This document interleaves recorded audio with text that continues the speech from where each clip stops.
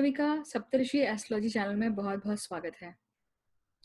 आज का सेशन ज्योतिष से संबंधित प्रश्न उत्तरों का है और आज हम फिर मिलने जा रहे हैं श्री सुनील पांडे जी को। चलिए इनका बहुत बहुत स्वागत करते हैं। नमस्कार सुनील पांडे जी, कैसे हैं सर आप? आपको बहुत बहुत प्रणाम। नमस्कार जी नमस्कार। सर मैं पहला प्रश्न लेती हूँ। पहला प्रश्न है, लग्न राशि और जन्म राशि में क्या अंतर है? जैसे किसी व्यक्ति को अगर समझना है तो हमें क्या जानना चाहिए, लग्न राशि या जन्म राशि? उसी प्रकार जन्म नक्षत्र और लग्न नक्षत्र में क्या अंतर है? जरूर, बहुत अच्छा ही प्रश्न है आपका। देखिए, राशि को हम चंद्रमा से देखते हैं। चंद्रमा 2.25 दिन एक राशि पे रहता है। जिस राशि पे रहता है वह उसकी राशि होती है।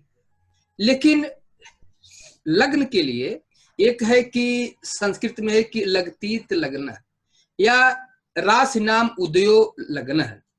जिस समय पूर्वी क्षितिज पर जिस राशि का उदय हो रहा है वो लग्न होती है। जैसे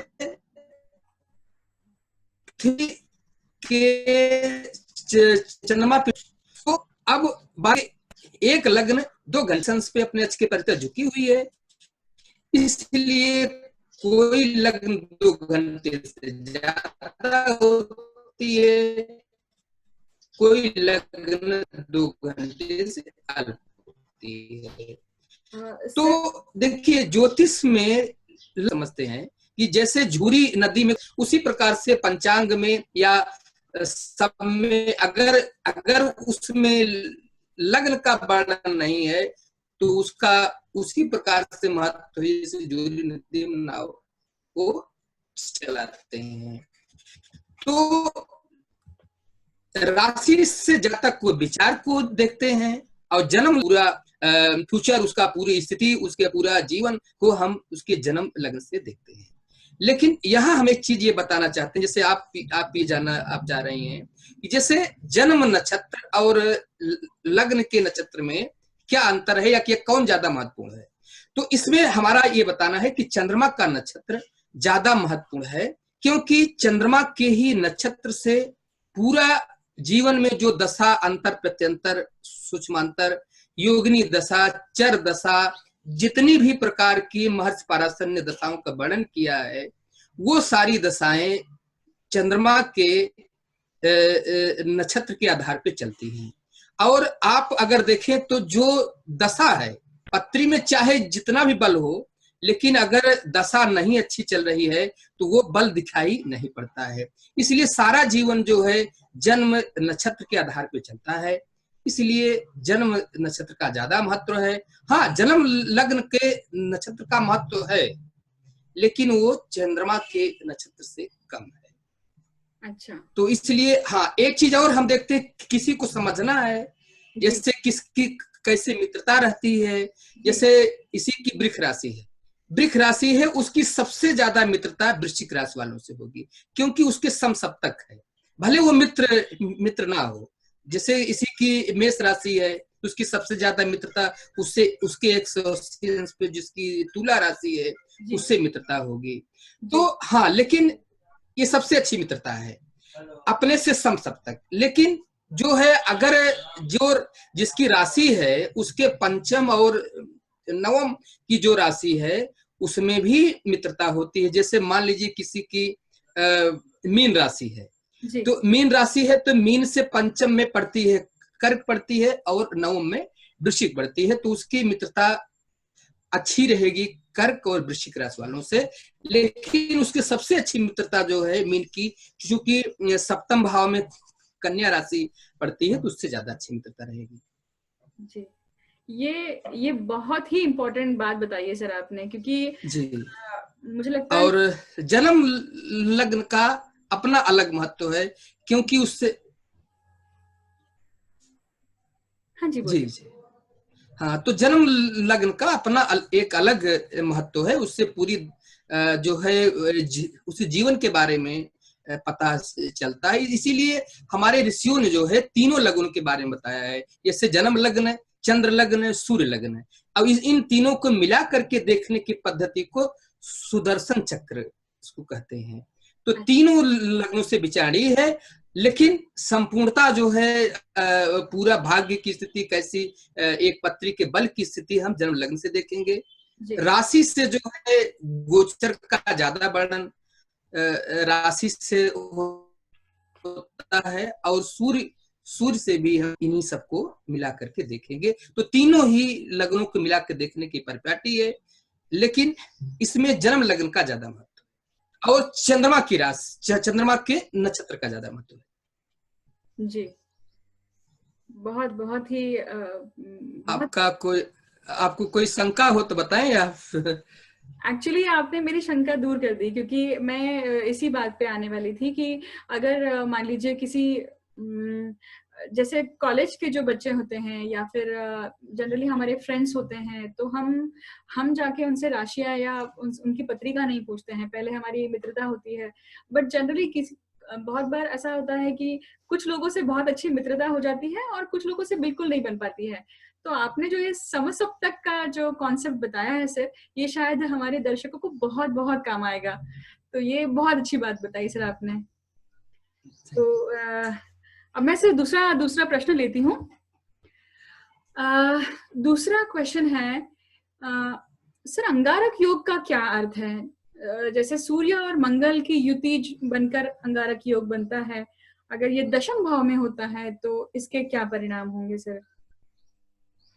देखिए, अंगारक के योग में तो ज्यादा राहु और मंगल की जब युति होती है तो उसको जो है अंगारक के योग के नाम से ज्यादा जानते हैं।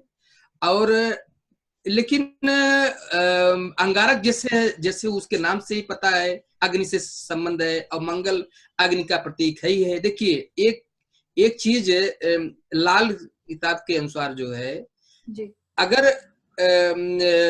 राहु हाथी है तो मंगल उसके ऊपर बैठने वाला, वो उसको क्या बोलते हैं, हाथी को जो कंट्रोल में रखता है, हाँ, तो उसका चालक है। तो वो राहु हाथी है और मंगल उसका चालक है, उसे बैठने वाला, उसको नियंत्रित करने वाला है। अच्छा। तो मैंने ये देखा है कि अंगारक योग में मंगल बलवान हो जाता है और मंगल पर बहुत ज्यादा राहु का इफेक्ट नहीं पड़ता है। हाँ, लेकिन यह योग इंसान को जो है थोड़ा सा क्रोध देता है, और जिसकी मतलब वजह से वो अपना जीवन जो है अपने आप ही बिगाड़ता है। इसलिए ऐसे योग, अंगारक योग वाले व्यक्ति को जो है बहुत ही सावधानी से कार्य करना चाहिए, धैर्य रखना चाहिए। इसी प्रकार से सूर्य मंगल दोनों ही अग्नि तत्व हैं, लेकिन अगर ये दशम भाव में बैठ गए तो जाहिर सी बात है, दशम भाव इनका वास्तविक स्थान है, दशम भाव में ये बलवान हो जाते हैं। तो सूर्य मंगल दशम में बैठे हों तो जातक जो है यशस्वी होता है, दीर्घायु होता है, और अपने परिवार में एक अलग ख्याति उसकी बनाता है। अच्छा है, बेहतर है। अब इसका सबसे अच्छा उपाय आपने जो पूछा है वो धैर्य है, गुस्सा नहीं करना चाहिए। अंगारक का मतलब गुस्सा आपको लगेगी, आपको जो है क्रोध आएगा, एनर्जी है तो गुस्सा आएगी, लेकिन इसको अगर हम धैर्य में रखें तो हमारे ख्याल से सबसे अच्छा उपचार है। इसके अलावा हनुमान चालीसा का पाठ करना उत्तम रहता है जी। सूर्य भगवान को जल देना और हनुमान चालीसा का पाठ करना। बिल्कुल बिल्कुल, बहुत बढ़िया है सर। सर, अब हमारा नेक्स्ट क्वेश्चन है, कोई भी गोचर ग्रह जब अपनी नेटल पोजीशन पे आता है तो किस प्रकार फल देता है? जैसे उदाहरण के तौर पर अगर मान लीजिए शनि धनु राशि का है जन्म कुंडली में, और अगर गोचर भ्रमण करते हुए शनि पुनः धनु राशि में प्रवेश कर चुके हैं अभी फिलहाल की स्थिति में, तो इस भ्रमण को हम किस तरह से समझ सकते हैं अभी? या ये नेटल पोजीशन पे जब प्लैनेट आते हैं तो इसका क्या फल होता है सर? क्योंकि ये मेजर इवेंट होता होगा। देखिए, हाँ, मेजर इवेंट है ये। जिसकी कुंडली में जो ग्रह जहां बैठा हुआ है, अगर उस राशि में वही ग्रह पुनः आता है, तो ये तो महत्वपूर्ण इवेंट है ये।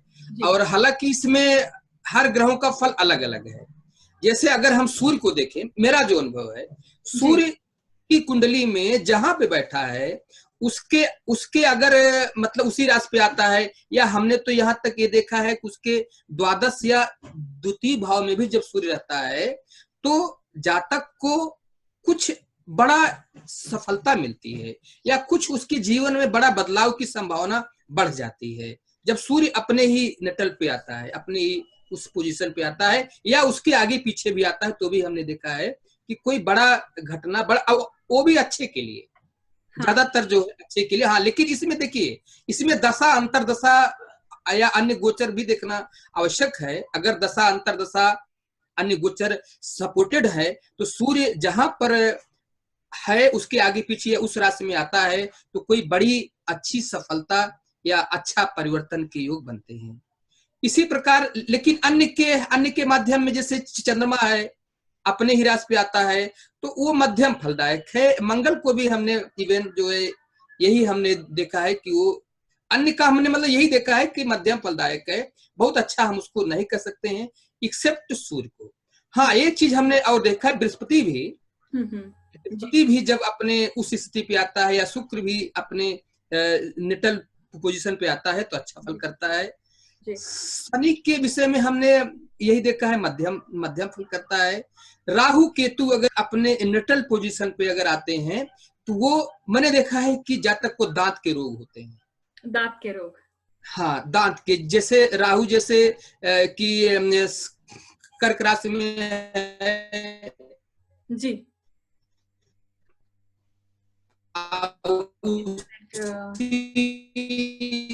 आई थिंक आपकी आवाज लूज हो रही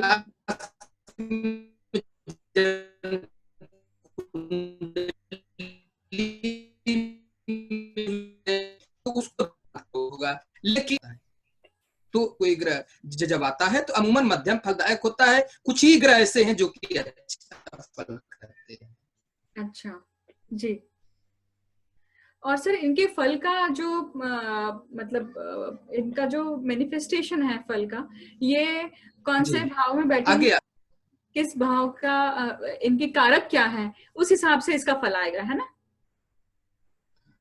हाँ, कैसे, वो तो बात तो सही बात, किस कुंडली में कहाँ ग्रह बैठा है, किस राशि का स्वामी है, किस भाव का स्वामी है, ये सभी बातें जो हैं उसके मद्देनजर रखना चाहिए। लेकिन हाँ, मतलब ये है कि अगर अपनी स्थिति में आते हैं तो हमने केवल सूर्य गुरु और मध्यम जाते हैं, हमने देखा है। अच्छा, सूर्य गुरु मध्यम जाते हैं? नहीं, सूर्य गुरु और शुक्र अगर अपने नटल पोजीशन पे आते हैं तो अच्छा जाते हैं। अच्छा, हाँ, बाकी अन्य सभी ग्रहों का मैंने मध्यम देखा है जी, क्योंकि सूर्य के बहुत अच्छा उनका परिणाम। जी जी जी जी। और एक चीज ये भी हम बता दें कि जैसे मतलब जो जातक का इंग्लिश महीने के अनुसार जन्मदिन होता है, इंग्लिश महीने के अनुसार, जैसे किसी का जन्म जो है 15 जनवरी को हुआ है जी, तो जब 15 जनवरी को सूर्य उसी 15 जनवरी को किसी भी ईयर में जब आएगा तो सूर्य उसी अंश, उसी राशि और उसी विकलाद में रहेगा। तो ये बहुत ही महत्वपूर्ण जो है घटना है ये। और उस दिन हमारा तो ये मानना है कि अपने जन्मदिन वाले दिन सूर्य के 7000 वैदिक मंत्र का जप और हवन जो है मदार की लकड़ी से जरूर करना चाहिए। इससे वर्ष भर जो है बढ़िया परिणाम मिलता है, क्योंकि सूर्य सबसे जो है शक्तिशाली ग्रह है और अपने ही राशि पे आना उसी डेट में आता है। जी जी जी, देखा है मैंने, आप भी देखी होंगी। जी जी जी, देखिए आपने बहुत बहुत अच्छा पॉइंट ले लिया सर, क्योंकि मैं ये आपको प्रश्न करने ही वाली थी कि अगर सूर्य, क्योंकि साल में ये एक ही बार घटना घटने वाली है व्यक्ति के लिए, तो जब ये घटना घटेगी तो उस क्षण में क्या करना चाहिए, आपने पहले उत्तर दे दिया, क्योंकि सभी के मन में ये प्रश्न आया होगा कि जब ये घटना इतनी इम्पोर्टेंट है और एक बार वाली है तो हमें उस दिन क्या स्पेशल करना चाहिए ताकि वो पीरियड और अच्छा हमारा बेहतर हो। तो अच्छा देखिए, ये भी बात है कि सूर्य उसी दिन उसी राशि पे एग्जैक्ट आएगा, ये भी बात है कि मतलब अगर 15 जनवरी को जन्म है तो 15 जनवरी को उसी राशि, उसी अंश, उसी कला, उसी विकला में आएगा, तो ये बहुत महत्वपूर्ण है। अब वर्षफल भी इसीलिए सूर्य को देखकर वर्षफल बनता है जी, उसी राशि अंशों पे सूर्य को देखकर वर्षफल बनता है। बहुत ही महत्वपूर्ण ये घटना है, और सूर्य का उसी राशि पे आना मैं समझता हूँ अच्छी घटना है। जी जी जी जी, विशेष करके जी तो जी। इसका उपाय भी बहुत अच्छा बता दिए सर आप, एक बार वापस रिपीट कर दीजिए।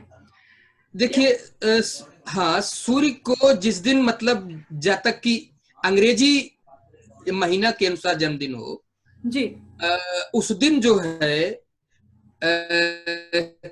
कम से कम जो है सूर्य के 7000 वैदिक मंत्र का जप कराएं, और हवन मदार की लकड़ी से कराएं, और हो सके तो अपने वजन के बराबर गेहूं का दान भी कर दें जी, ये भी अच्छा है।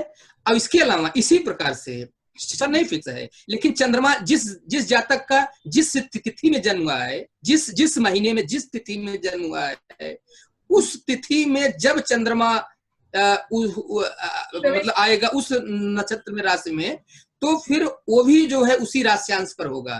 तो उस दिन जो है अगर अपनी तिथि के अनुसार, हिंदी तिथि के अनुसार जो अपना जन्मदिन बढ़िया से चाहते हैं मनाना, तो उस दिन मेरा सबसे बढ़िया उपाय ये होगा कि नवग्रह की शांति करके कम से कम 1000 महामृत्युंजय मंत्र से, नीम की होती है गिलोय होती है, नीम की गिलोय, नीम की गिलोय को घी में डुबो करके 1000 महामृत्युंजय मंत्र से आहुति करें।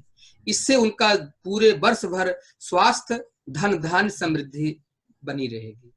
क्या बात है सर, बहुत बढ़िया उपाय है ये, क्योंकि होम हवन करने से वैसे भी बहुत, ये सब जरूरी है, ये सब भाई सूर्य चंद्रमा मेन है। जी जी बिल्कुल, हाँ हाँ। और देखिए सूर्य चंद्रमा महत्वपूर्ण ग्रह हैं, दोनों ही महत्वपूर्ण ग्रह हैं, और दोनों ही वर्ष में उसी राशि अंश नक्षत्र में, या जो है चंद्रमा भी वर्ष में एक बार उसी मतलब वो तो मंथली तो आता रहेगा, लेकिन जो जातक का वर्ष है, जो उसका महीना है, उस महीने में जो है उस नक्षत्र में उस राशियांश में एक बार आएगा साल भर में। हालांकि वो चक्कर तो हर 27 दिन पे वो काटता रहता है, लेकिन जो जातक का मंथ है, जैसे इसी का जन्म माघ मास में हुआ है, तो माघ मास तो वर्ष में एक ही बार आएगा, तो माघ मास में जब वो उसी नक्षत्र उसी अंश पर रहेगा, तब वो जातक की जन्मदिन चंद्रमास के अनुसार उसकी जन्मदिन होगी। जी जी जी बिल्कुल सही है सर। इसके साथ साथ चंद्र क्योंकि माँ का कारक है और सूर्य पिता का कारक है, तो उनकी स्वास्थ्य के लिए भी ये बहुत अच्छा होगा, है ना?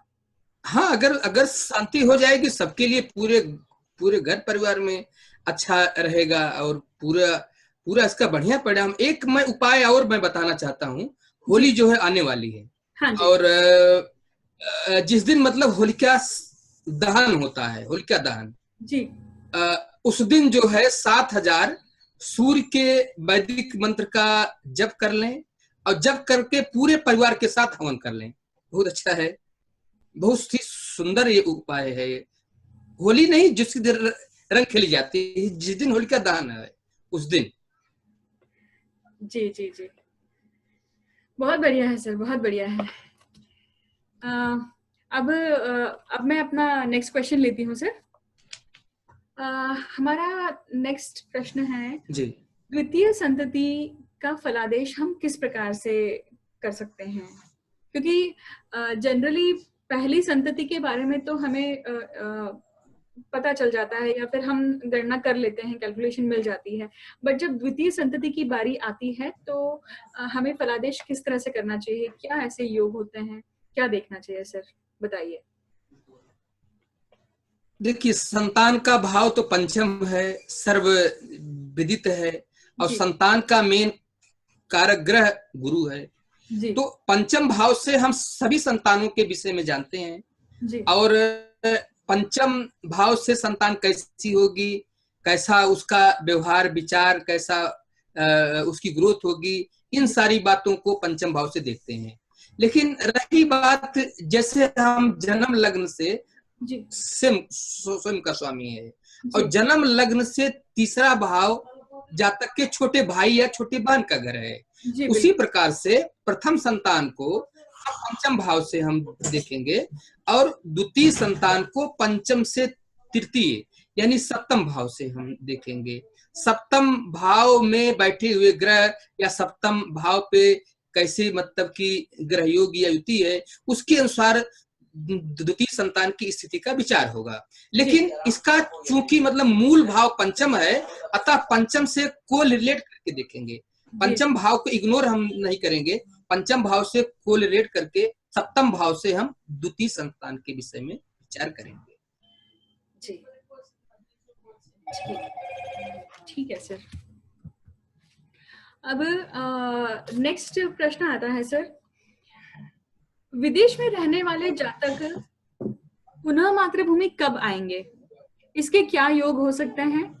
या फिर अगर इसके विपरीत स्थिति होती है, मतलब ऐसे योग जो जातक को वापस आने ही नहीं देना चाहते हैं मातृभूमि में, ऐसे कौन से योग होते हैं? मतलब दोनों ही योगों के बारे में हमें बताइए सर।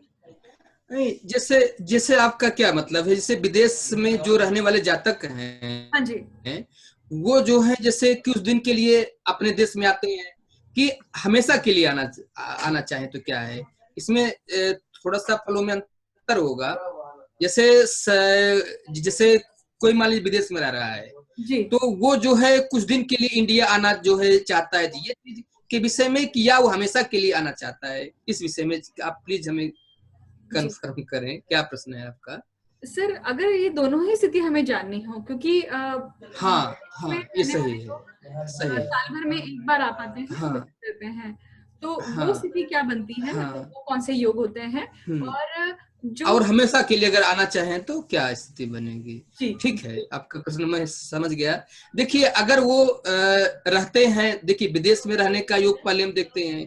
विदेश में पहले के युग में जो है वो विदेश में जाना या रहना अशुभ माना गया था, इसीलिए चतुर्थ भाव जो कि आवास का भाव है और घर का भाव है, वहां पे अगर अशुभ ग्रह बैठ जाते हैं, जैसे राहु बैठ गया, केतु बैठ गया, शनि बैठ गया, तो जातक अपने घर से दूर जाता है, या दूर का मतलब विदेश भी है, विदेश भी जाता है। एक चीज ये भी है कि विदेश चतुर्थ भाव का संबंध द्वादश से बन गया जी, तो भी जो है जातक विदेश जो जाता है रहता है, या भाग्य का संबंध द्वादश से बन गया तो विदेश में जाकर के उसका भाग्योदय होता है, या जो है बहुत बार जो है सप्तम का संबंध, तृतीय का संबंध भी अगर द्वादश से या चतुर्थ से या अष्टम से जैसे बन जाए तो भी जातक विदेश में जाता है। तो देखिए, हम पहली चीज तो हम ये देखते हैं कि विदेश में वो कितने दिन तक रहेगा। अगर मतलब भाग्य की स्थिति, चतुर्थ की स्थिति द्वादश में है या द्वादश से कहीं न कहीं इसका संबंध बन रहा है तो वो विदेश में ही रहेगा, ज्यादातर उसकी संभावना विदेश में ही रहने की है।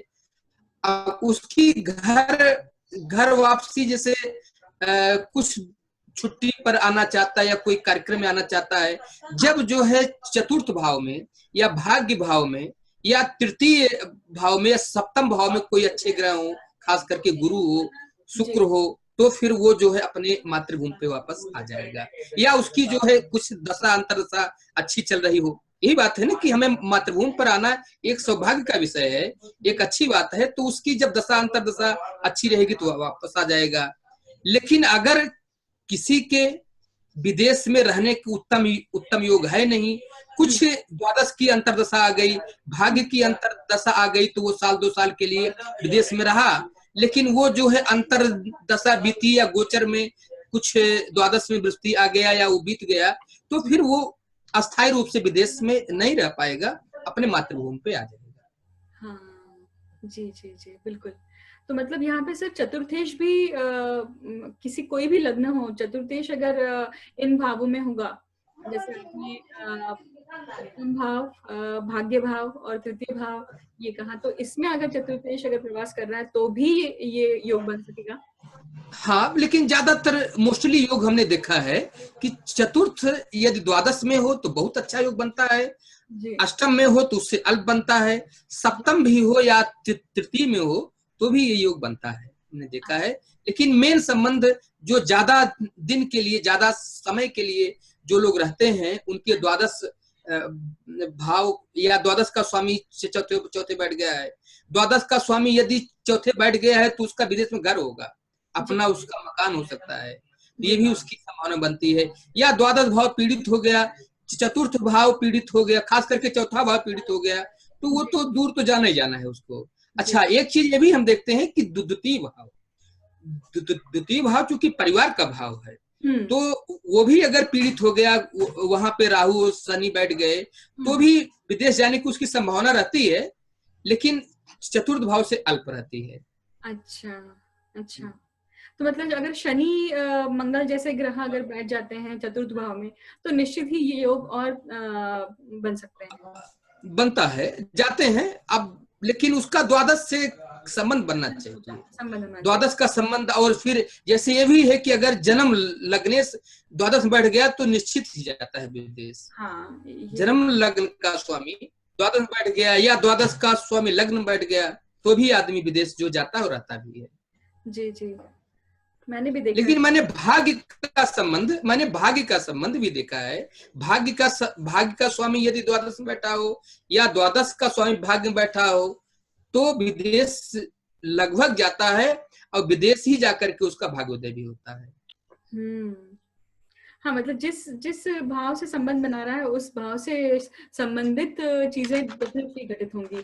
सप्तम भाव से तो कहीं ना कहीं स्पाउस वहां का हो सकता है, या फिर पार्टनर वहां का हो सकता है, या फिर ऐसा भाग्य भाव पे भाग्य उदय हो सकता है का। संभव है, बिल्कुल संभव है। ठीक है सर, तो फिर अगला अपन प्रश्न लेते हैं सर।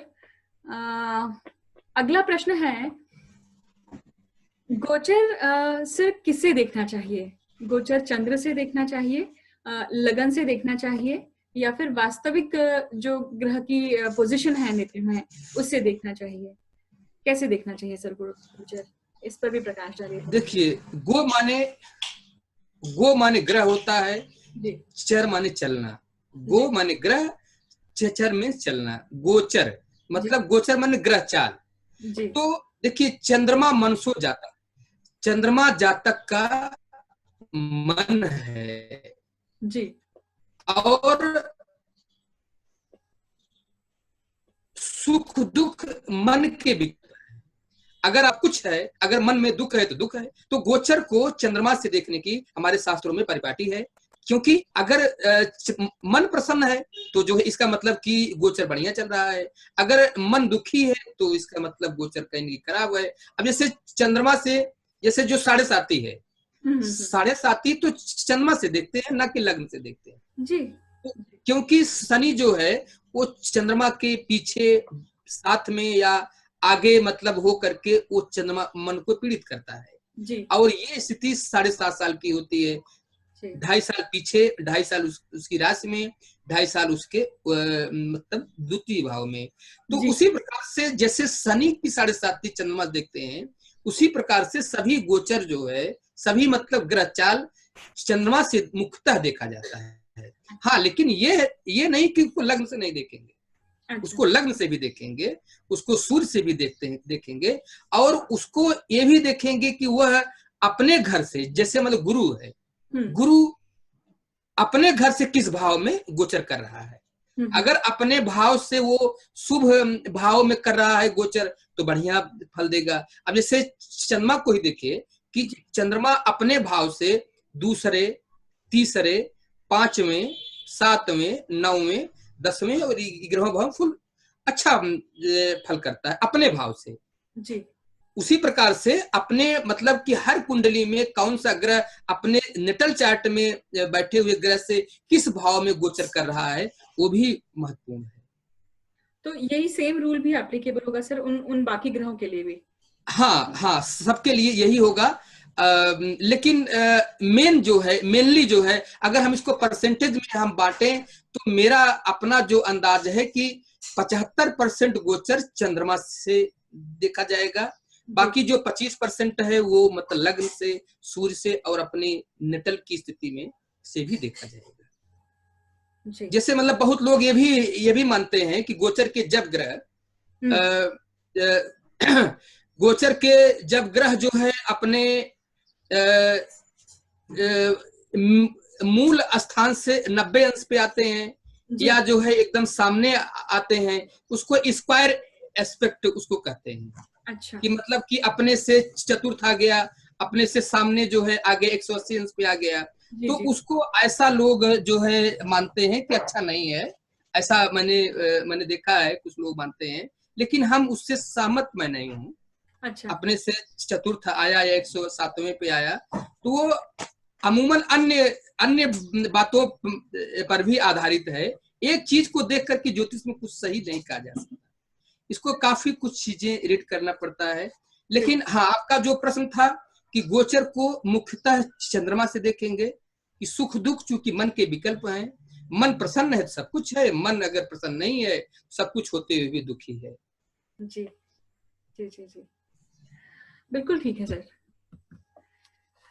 सर आप अगला क्वेश्चन लेती हूँ ना। अगला प्रश्न है, तिथि का अर्थ क्या है, इसकी क्या महत्ता है, और सर इसे हम फलादेश में किस तरह से उपयोग कर सकते हैं तिथि को?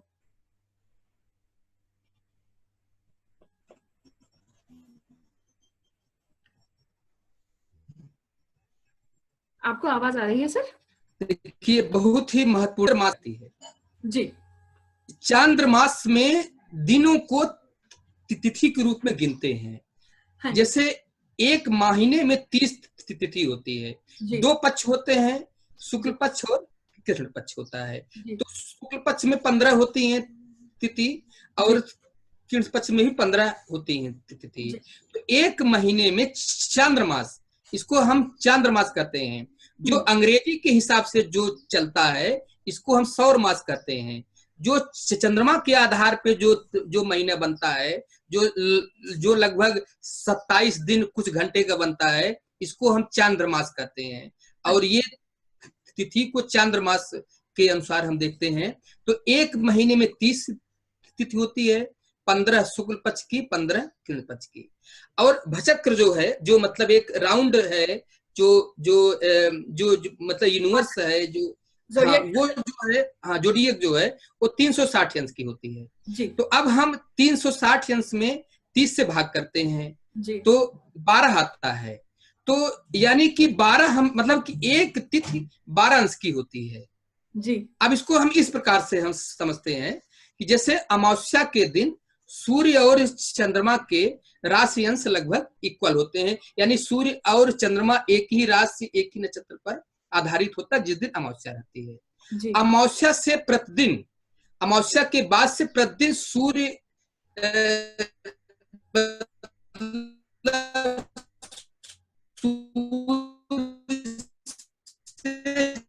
आगे बढ़ता चला जाता है। जिस दिन जो है पूर्णमासी होती है उस दिन वो सूर्य से 180 अंश पे आ जाता है एकदम। उस दिन भी अगर आप देखें तो मतलब कि 180 अंश का मतलब है कि राशियां तो अलग अलग हैं, राशियां तो सम सप्तक हो गई, लेकिन अंश जो है समान होते हैं पूर्णमासी की भी दिन।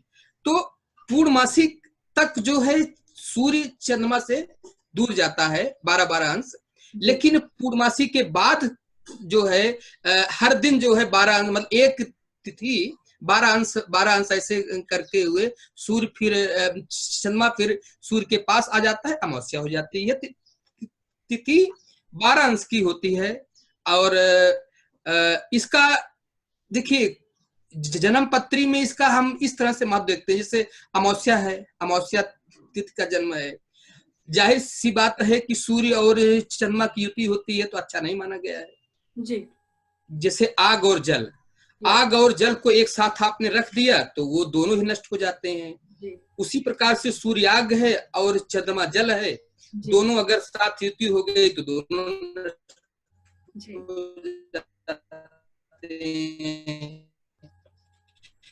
लेकिन अब आप देखें कि पूर्णमासी से सूर्य बलवान है और चंद्रमा भी जो ज्यादा बलवान है। लेकिन मेरा एक अपना अनुभव है कि मैंने देखा है कि जब चंद्रमा से सूर्य 6ठे-8वें होता है तो वो ज्यादा महत्व होता है, वो बलवान भी होता है प्लस सुंदर सुंदर फल करता है। हालांकि पूर्णमासी का भी जो है चंद्रमा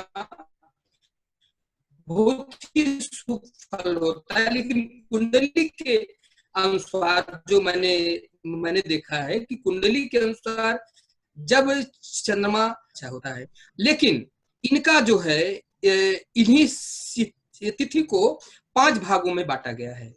अब इसका तिथि का मेन महत्व मुहूर्त ज्योतिष में है। हम मतलब कि जैसे शुभ तिथि देख करके, या जैसे घर बनवाना है, यात्रा करना है, या कोई शुभ कार्य हमें करना है, तो हम उसको तिथि के आधार पर देखते हैं। तो प्रथम है तिथि 1, 6, 11, मतलब कि प्रतिपदा, षष्ठी और एकादशी। इसको हम नंदा तिथि कहते हैं। ठीक है, अच्छी है तिथि। द्वितीय है द्वितीया, सप्तमी और द्वादशी जी। इनको हम भद्रा कहते हैं। इसमें देखिए दोनों है, उजाले पक्ष की और अंधेरे पक्ष की दोनों ही तिथियों का समावेश। तीसरा है तृतीया, अष्टमी और त्रयोदशी। इनको हम जया तिथि कहते हैं। जैसा कि नाम से स्पष्ट है कि जया माने विजय को देने वाली है। इन तिथि में कोई भी अगर हम वृद्धि वाला काम हम करते हैं, जैसे कोई मतलब दुकान खोलना हुआ, या पढ़ाई का शुभ मुहूर्त हुआ, या कोई भी काम हम जिसमें आगे बढ़ना हम चाहते हैं, तो उनको जया तिथि में करना चाहिए। और चतुर्थी, नवमी और चतुर्दशी जी, इन 3 तिथि को रिक्ता तिथि कहते हैं। इस प्रकार से रिक्त माना जाता है। इसमें कोई भी शुभ कार्य नहीं करना चाहिए जी। हाँ, लेकिन कुछ ऐसे भी योग हैं, कुछ ऐसे भी योग हैं कि जैसे अगर दिन शनिवार है, उस दिन रिक्ता हो गई तो शुभ मानी गई है। जैसे शनि रिक्ता समायोगे सिद्ध योगे प्रकीर्तिता। अगर शनिवार के दिन रिक्ता तिथि हो गई तो उस दिन को शुभ मान करके हम कोई भी कार्य कर सकते हैं। नंबर 5वां है पूर्णा तिथि जी, पंचमी अमावस्या। इनको हम पूर्णा कहते हैं। अब इसमें भी हम कोई भी शुभ कार्य हम करते हैं, उसका पूर्ण फल मिलता है। तो देखिए जन्म कुंडली में तो है ही है, लेकिन इसका सबसे ज्यादा जो महत्व है कि क्या हमें शुभ कर्म करते समय इसका ध्यान जरूर रखना चाहिए जी। बहुत बढ़िया है सर। ये तो बहुत ही बेसिक और बहुत जरूरी इंफॉर्मेशन है, क्योंकि सभी को काल निर्णय या फिर पंचांग देखने की या डेली आदत रहती है, बट बहुत बार ये कंसेप्ट्स क्लियर नहीं होते हैं, तो पता नहीं रहता है कि किस समय किस स्थिति का क्या फल है, फिर या फिर हमें कौन सा कार्य नहीं करना चाहिए, कौन सा कार्य करना चाहिए इस समय पे। तो ये इससे बहुत अच्छा जरूर। मैं अब अगला क्वेश्चन लेती हूँ सर।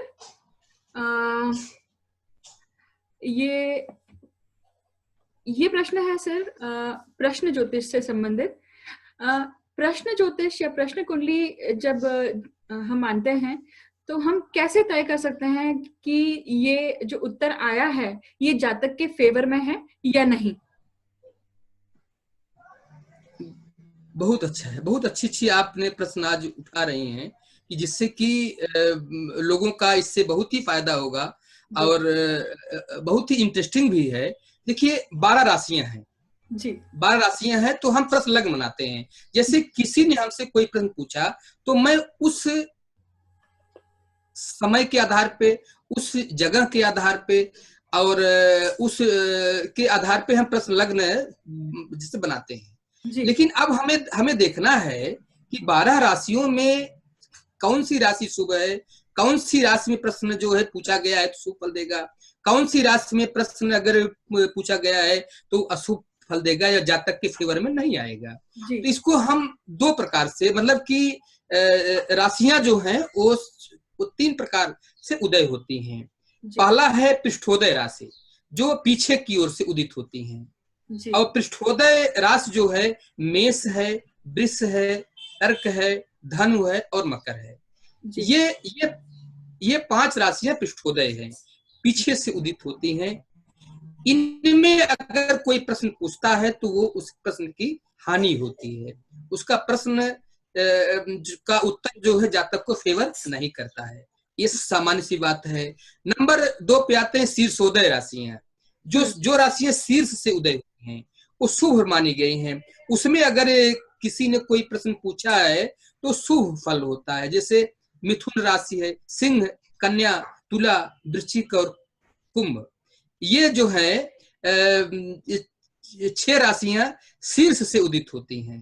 तो इसमें कोई भी प्रश्न अगर जातक पूछता है तो उसका प्रश्न शुभ होता है और उसको उसमें सफलता के या उसका जो परीक्षक को उसको लाभ बताना चाहिए जी। नंबर 3 है उभयोदय राशि, जो दोनों प्रकार से उदित होती है। जैसे पृष्ठोदय भी है, शीर्षोदय से, दोनों तरह से उदित होती है।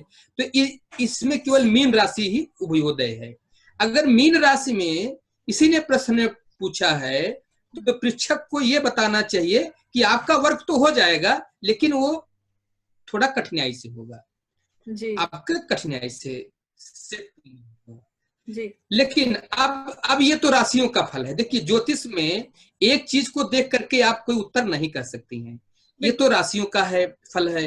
नंबर 2 चीज, अगर किसी भी कोई भी लग्न हो, प्रश्न लग्न हो, अगर चंद्रमा या तो उसमें बैठ जाए या चंद्रमा सप्तम भाव से पूर्ण दृष्टि से लग्न को देख ले, इसका मतलब उसका 50% प्रश्न हल हो गया है। मतलब 50% उसकी सफलता की संभावना है।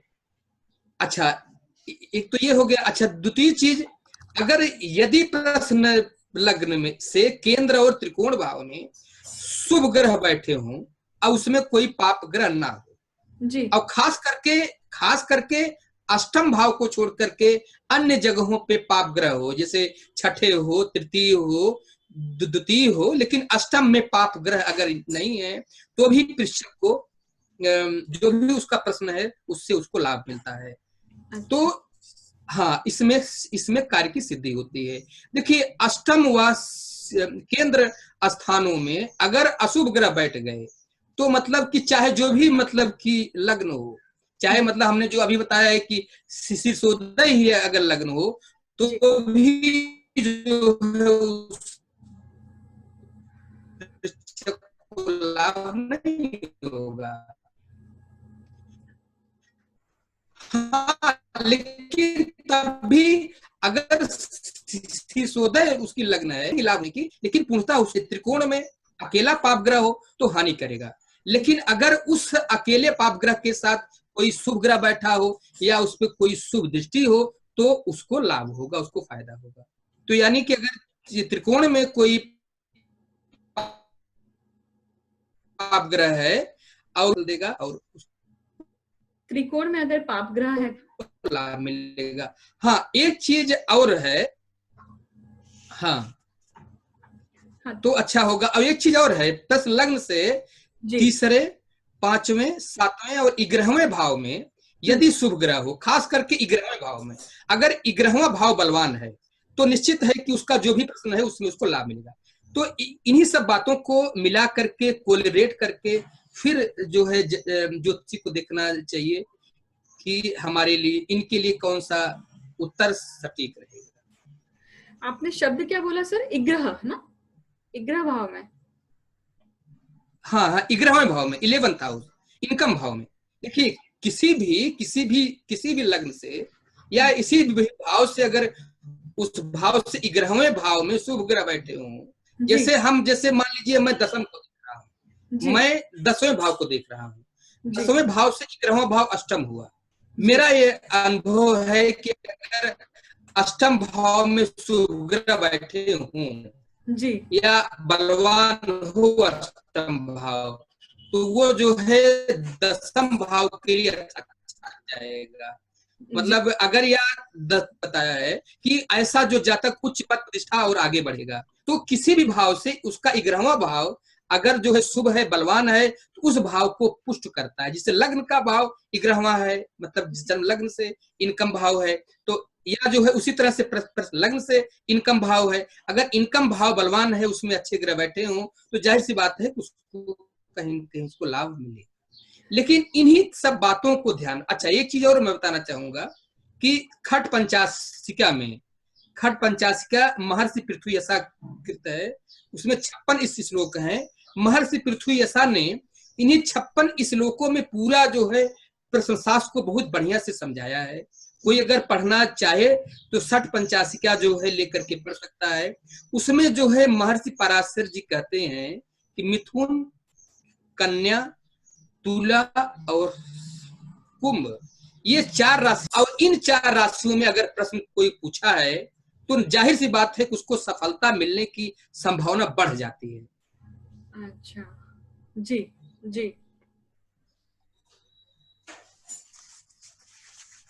मुझे लगता है कि यहाँ पर हमें व्यूअर्स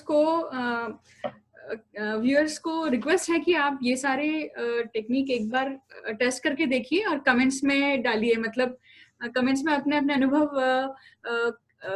मेंशन करिए, ताकि हमें समझ में आया कि ये किस तरह से सबको फलित दे रहा है, क्योंकि ये बहुत ही बढ़िया पॉइंट्स बताए हैं सर ने आज।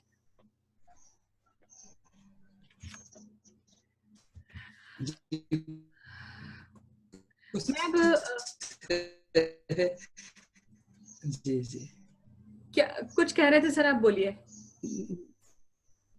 नहीं, अच्छी बात है, ये हमने कोशिश हमने फुल किया है। अब व्यूअर दृष्टि को देखते हुए ही फल करना उचित रहता है। जी,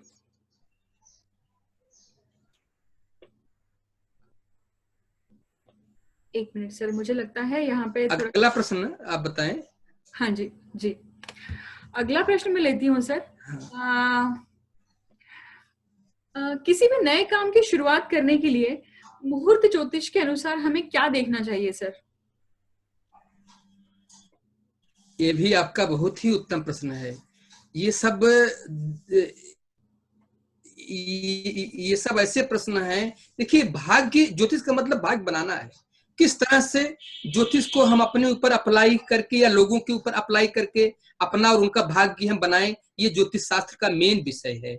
और उसमें जो है, जो मुहूर्त ज्योतिष है, इसका बहुत ही महत्वपूर्ण असर है। और ये आपका प्रश्न बहुत ही महत्वपूर्ण है कि हमें किसी कार्य की शुरुआत करने के लिए क्या देखना है, क्या मुहूर्त के अनुसार करना है। तो इसके विषय में हम थोड़ा सा मैं एक बताना मैं चाहता हूं कि जैसे जो मुहूर्त ज्योतिष है, यह एक प्रकार से रिजर्वेशन है। जैसे आप किसी भी जगह जा रहे हैं तो आपने रिजर्वेशन आपका है, तो आपकी यात्रा आराम से होगी। उसी तरह से जो मुहूर्त ज्योतिष है, इसके करने से या जो ज्योतिष शास्त्र के अनुसार जो मुहूर्त है, उसमें हम अपने काम की शुरुआत अगर हम करते हैं तो हमारी जो है यात्राएं आसान हो जाती हैं, या उसमें कुछ जो दिक्कतें आनी है वो दिक्कतें घट जाती हैं और हम आगे बढ़ते हैं। तो सबसे पहली बात है कि इसमें देखिए, पंचांग माने 5 चीज होता है। पंचांग का मतलब तिथि, वार, नक्षत्र, करण और योग, इन्हीं 5 से पंचांग बनता है। तो इसमें सबसे जो सभी महत्वपूर्ण है, लेकिन जो इसमें सबसे जो महत्वपूर्ण है, नक्षत्र है। नक्षत्र को देख करके ही कार्य करना चाहिए, साथ साथ वार भी देखा। अब जैसे रविवार और मंगलवार जो है, शनिवार, ये सब जैसे कि उग्रवार हैं। इसमें हम अगर खास करके मंगल और शनिवार, रविवार तो अच्छा है, खास करके मंगल और शनिवार उग्रवारों में आता है। तो मंगल और शनिवार के दिन हम कोशिश करें कि जो है कोई शुभ कार्य से बचें। हाँ, लेकिन कुछ कार्य जो है मंगल को अच्छे माने जाते हैं, कुछ कार्य जो है शनि को अच्छे माने जाते हैं।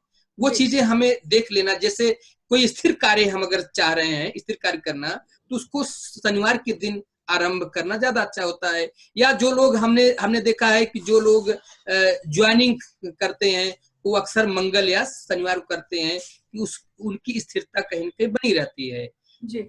और अच्छा, नंबर अगले पर हम आते हैं, जिसे मैंने अभी बताया, तिथियां।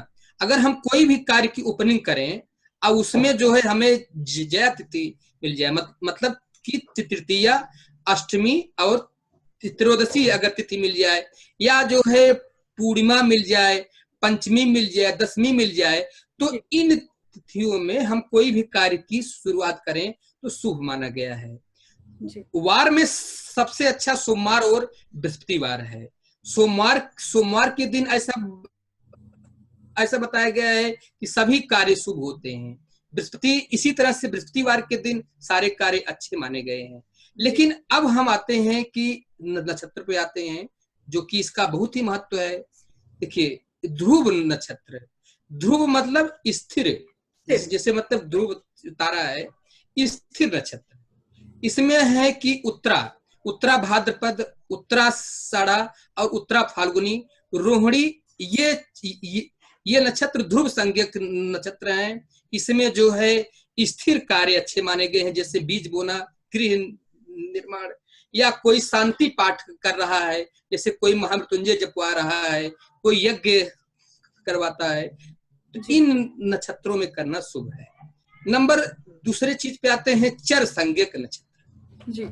स्वाति, शतभिषा, ये नक्षत्र चर संज्ञक नक्षत्र कहलाते हैं। और इसमें जैसे हम मतलब वाहन का खरीदना या जो है यात्रा पर जाना, ये सब काम शुभ माना गया है। चर माने चलना जी। अगला है उग्र संज्ञक नक्षत्र, जैसे पूर्वा फाल्गुनी है, पूर्वाषाढ़ा है, पूर्वा भाद्रपद है, मघा। उग्र या क्रूर संज्ञक नक्षत्र होते हैं। इसमें अग्निकर्म में जैसे भट्टी का लगाना या शस्त्र का जो, हाँ जी से बोलिए। हाँ, जैसे हम उग्र संज्ञक नक्षत्र पे बात हो रही थी, तो पूर्वा फाल्गुनी, पूर्वाषाढ़ा, पूर्वा भाद्रपद, भरणी, मघा, ये उग्र संज्ञक नक्षत्र हैं। इसमें अग्निकर्म या शस्त्र का निर्माण, जैसे पहले के युग में क्या था, राजा थे, तो राजा लोग अपने यहाँ शस्त्र का निर्माण इन्हीं सब नक्षत्रों में करते थे जी। और अगला है मिश्र संज्ञक नक्षत्र, विशाखा और कृतिका, ये दोनों मिश्र संज्ञक नक्षत्र हैं। इसमें भी अग्नि का कार्य, जैसे भट्टी लगाना और अग्निहोत्र करना, हवन करना, ये सब करना इसमें शुभ माना गया है जी।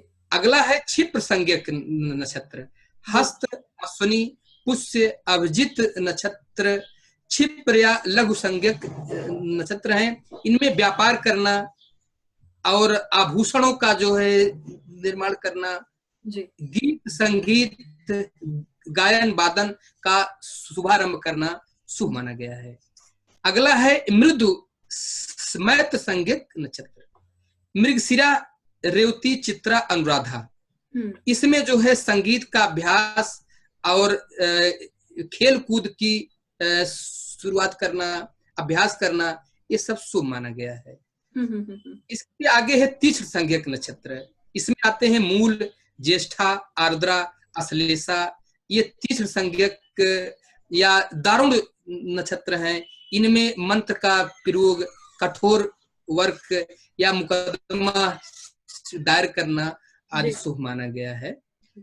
अब देखिए, अब इन्हीं सबको हम मिला करके, जैसे कि ऊर्ध्वमुख नक्षत्र है, ऊर्ध्वमुख नक्षत्र में जो है ऊर्ध्व माने ऊपर, जिन नक्षत्रों का ऊपर की ओर है, जैसे आर्द्रा है, पुष्य है, श्रवण है, धनिष्ठा है, उत्तरा फाल्गुनी, उत्तराषाढ़ा, उत्तर नक्षत्र है जी।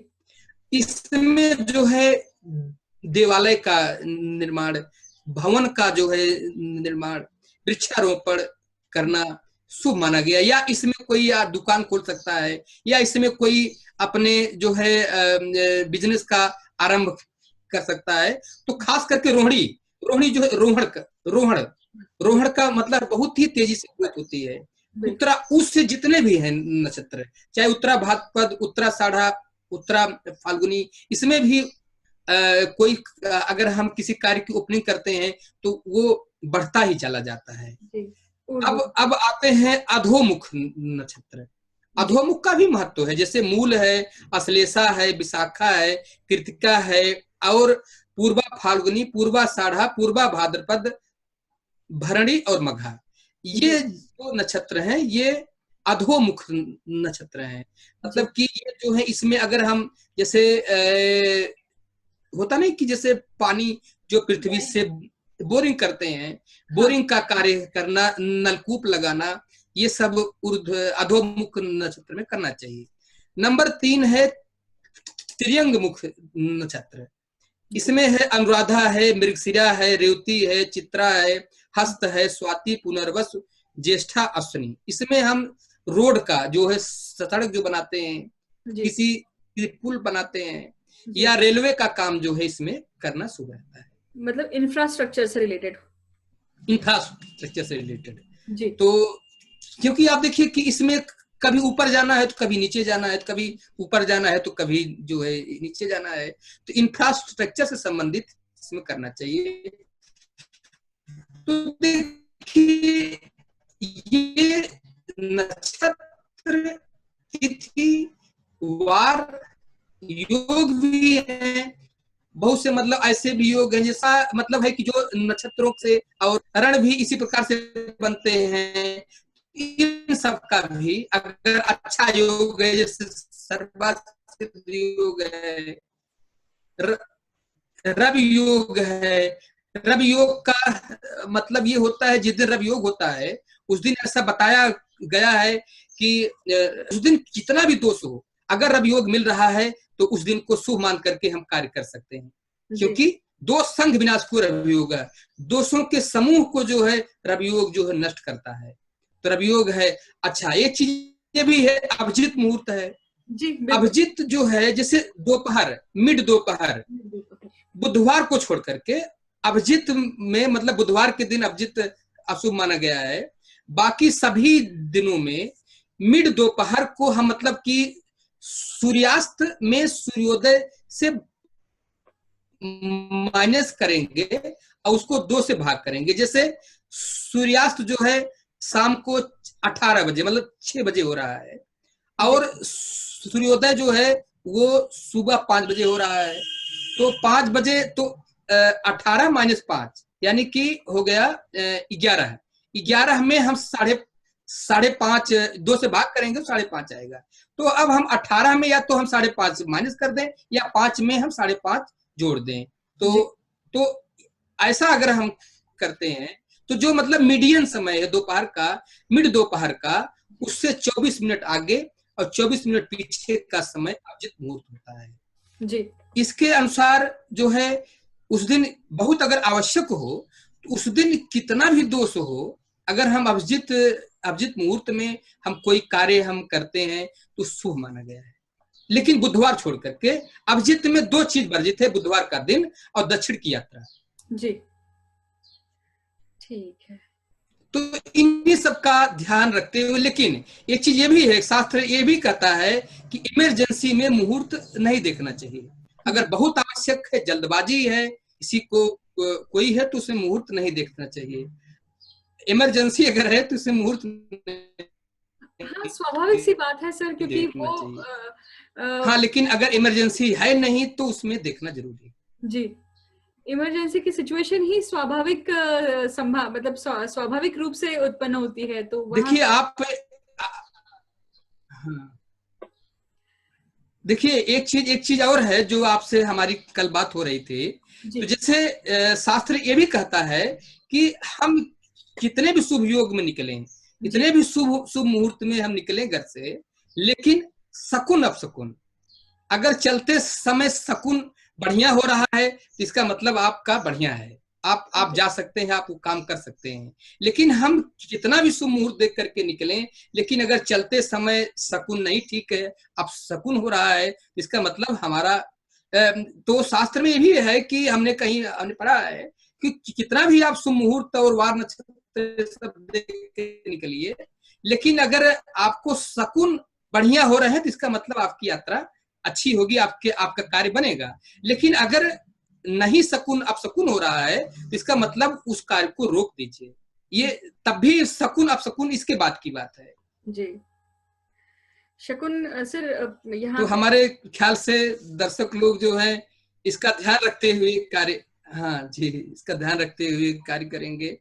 और खास करके हम एक चीज और बताना चाहेंगे कि चलते समय जो है घर से जब भी आप निकलें तो पूरे परिवार, ये ना हो कि झगड़ा करके निकलें, पूरे परिवार को खुश रहें, हंसते हुए आप निकलें, और थोड़ा सा अगर हो सके तो गुड़ खा के पानी पी के निकलें, और ओम गंग गणपते नमः मंत्र जपते हुए निकलें।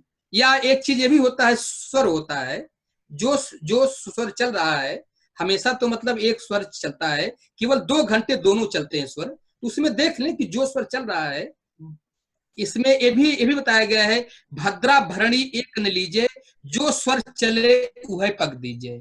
चाहे भद्रा हो चाहे भरणी हो, आपको जाना आवश्यक है, तो आपका जो स्वर चल रहा है घर के मेन गेट से वही पैर आप पहले आप निकालिए, आपकी यात्रा अच्छी होगी।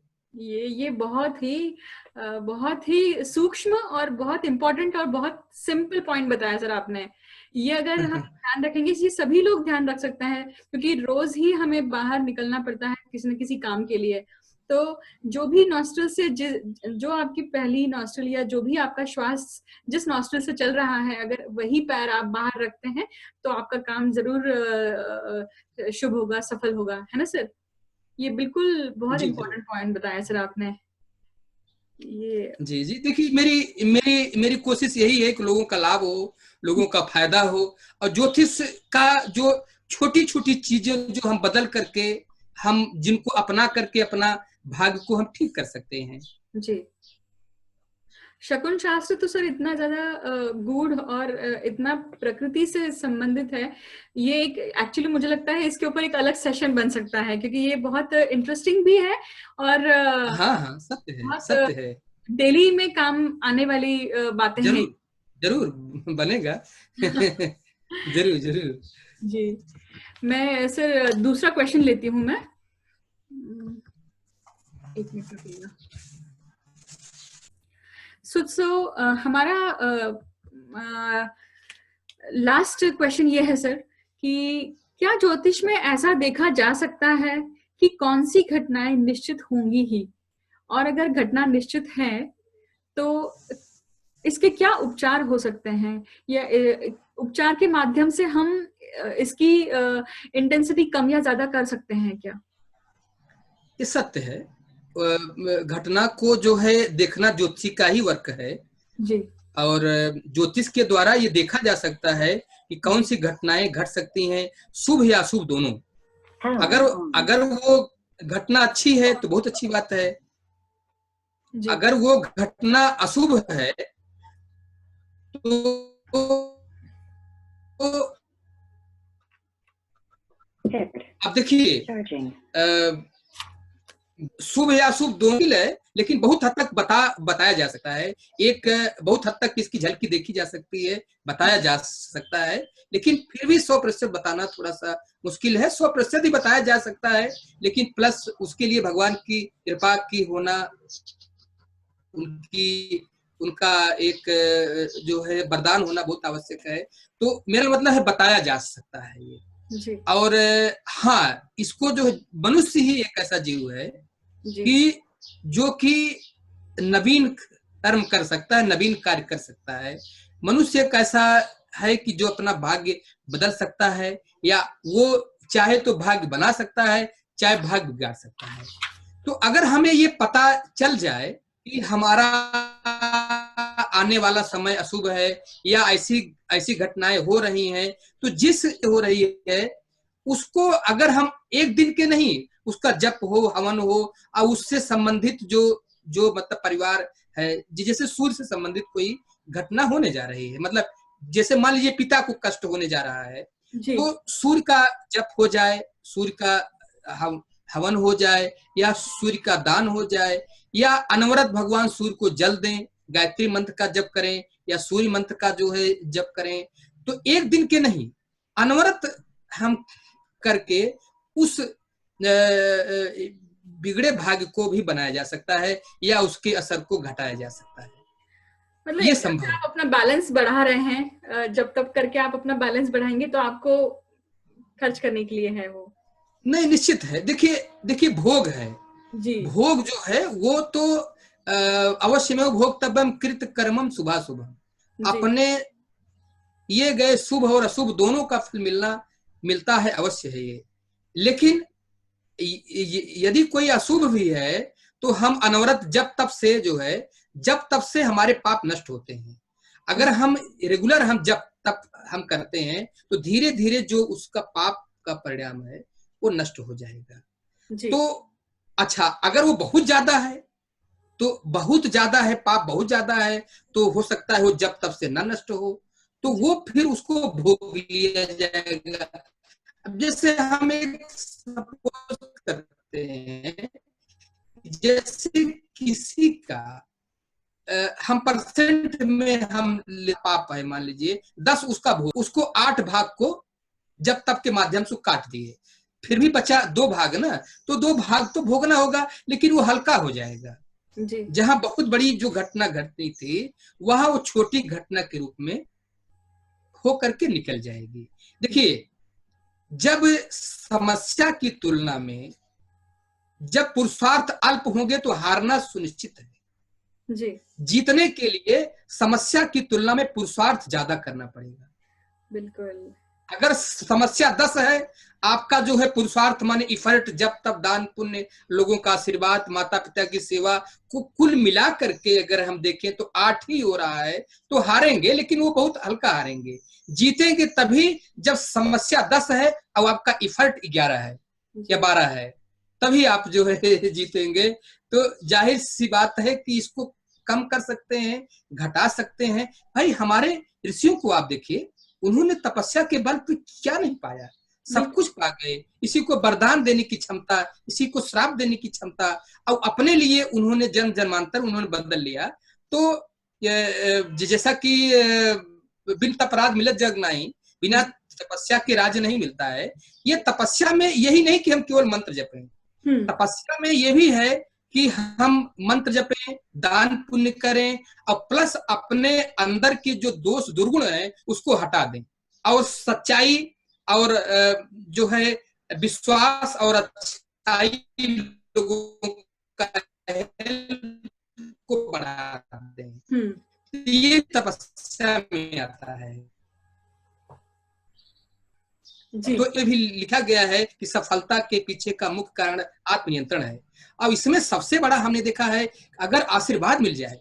अब लोग आज मतलब हमें लगता है कि अगर कोई सिर्फ अगर कोई आदमी अपने परिवार का मन से पालन करता है और मन से उनका भरण पोषण करता है, मन से उनकी आज्ञा मानता है, खास के माता पिता प्रत्यक्ष देवता है माता पिता, अगर उनको खुश रखता है तो वैसे भी उनके समस्त पाप, बहुत से पाप उनके नष्ट हो जाएंगे। और इसके बाद अगर जब तब दान पुण्य करता है तो कहां से कहां पहुंच जाता है। देखिए, गीता में भी भगवान कहते हैं कि इंसान को अपने कर्तव्य का पालन करना चाहिए।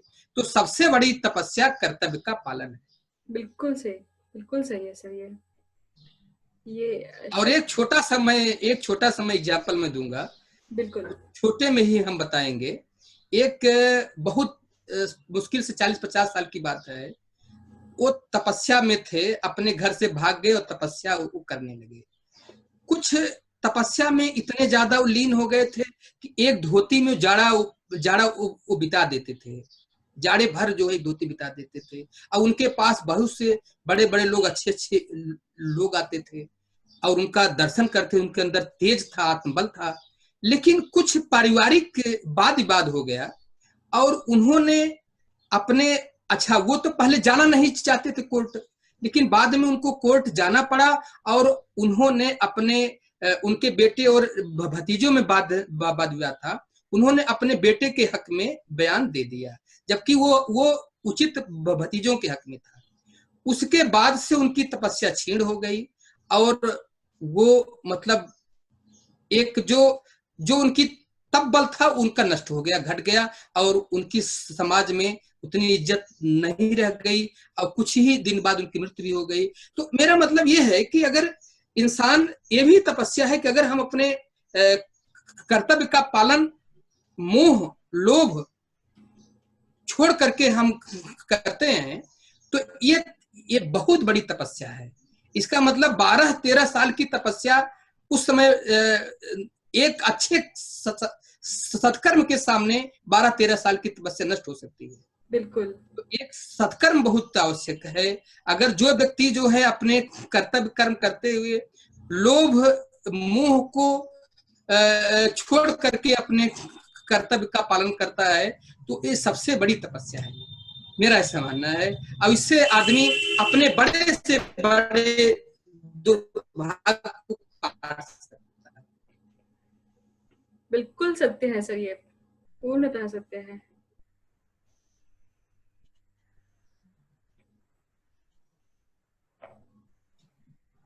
सब अगर हर आदमी आपको देख करके खुश हो जाता है, आप अगर देखें तो हर आदमी आपको देख के अगर प्रसन्न हो जाता है, तो उसका इसका मतलब उसकी आशीर्वाद, उसकी ब्लेसिंग आपके साथ है, तो आप बड़ा से बड़ा काम कर सकते हैं।